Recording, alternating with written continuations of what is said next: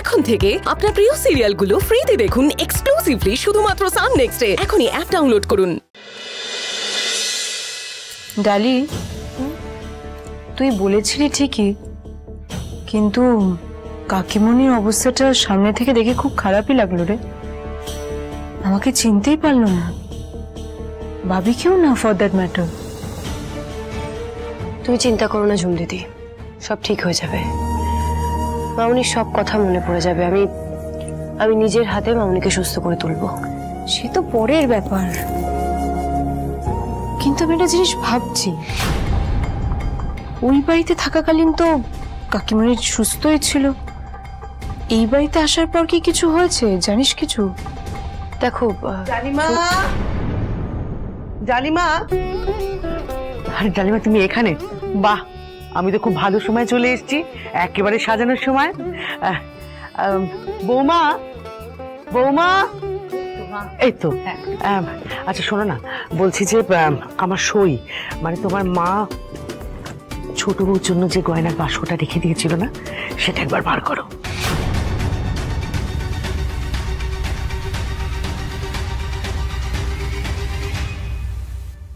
ঝুমা ডালির সম্পর্কটা ঠিক কেমন সেটা বোঝার এর থেকে ভালো সুযোগ আর হবে না।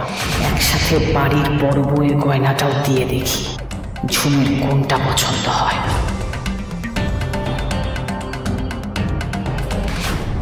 এতগুলো বাক্স যখন, তার মানে আজ নিশ্চয়ই খুব দামি দামি গয়না পাবো। মা, গয়নার বাক্সগুলো এখানে রাখলাম। হ্যাঁ, বসো ঝুম। না দেখো তো, দেখো ঝুম, এই গয়নাগুলোর মধ্যে কোন গয়নাটা তোমার সব থেকে বেশি পছন্দ বলো? এই দেখো, এইটা, এইটা দেখেছো? এইটা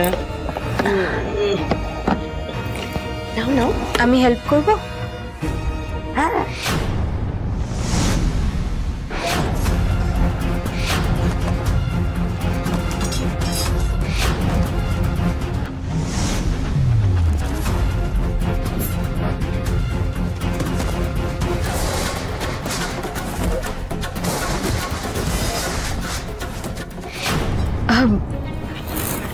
বড় মা, এই হারটা খুব সুন্দর, এইটা আমার খুব পছন্দ হয়েছে, এটা আমি নিই।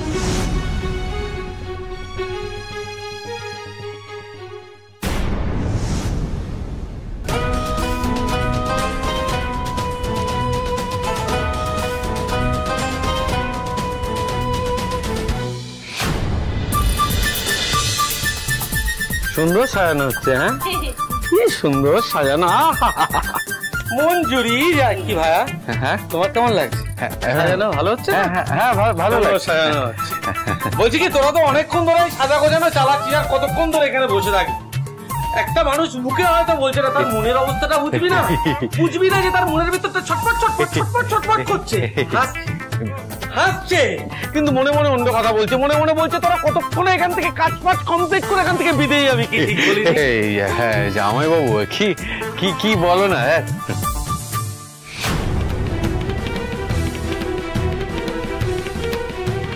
বৌমা, তুমি ওই হারটা বার করলে কেন? ওটা তো তোমাকে আমি রেখে দিতে বলেছিলাম। ও হ্যাঁ, সরি মা, কি ভুল হয়ে গেছে। এই বাবা, আমি সো সরি। এসো না ঝুম, শোনো না, এই হারটা না তোমাকে দেওয়া যাবে না জানো। আসলে কি বলতো, এটা হচ্ছে গিয়ে, এটা এই বাড়ির বড় বউয়ের হার, আমার মা বলে গিয়েছিলেন। মা, যদিও আমার মা এইভাবে কোনটা বাড়ির বড় বউয়ের কোনটা বাড়ির ছোট বউয়ের কিছু আলাদা করে যায়নি, বাট পার্টিকুলারলি এই আশীর্বাদী হারটা তো বলে গেছিল না যে এই বাড়ির যোগ্য বউ হবে সেই পাবে। তো আমি যদিও ভেবেছিলাম যে ঋষভের বউ এই গয়নাটা পাবে, বাট দাদা তো বিয়ে করে ফেলেছে, তোমাকে এই হারটা দেওয়া যাবে না, সরি। কিন্তু দিদি ভাই, মা তো ভালোবেসে এই হারগুলো এই বাড়ির বউদের জন্য রেখে গেছিলেন, তাই না? আর আমার বিশ্বাস ঝুম দিদিও নিজেকে এই বাড়ির যোগ্য বউ হিসাবে একদিন প্রমাণ করবে। তাই বড় মা, আমি বলছিলাম ঝুম দিদির যখন এই হারটা পছন্দ হয়েছে, তখন এটা ঝুম দিদিই নি? মা, ডালির না এই হারটা পছন্দ হয়নি, বুঝতে পেরেছেন? লাস্ট বারে ফেরত দিয়ে দিয়েছিল, আর এবারে দেখো ঝুম তোমাকেও দিয়ে দিতে চাইছে। বৌমা, তুমি সবসময় তো প্যাঁচালো কথাবার্তা বলবে না। ডালি এই হারটা কেন ফেরত দিয়েছিল সেটা তুমি জানো? জানো কারণটা? তার কারণটা হলো যে মিথ্যে নয়, ও সত্যের পথ ধরে তোমার মায়ের আশীর্বাদ অর্জন করতে চেয়েছিল।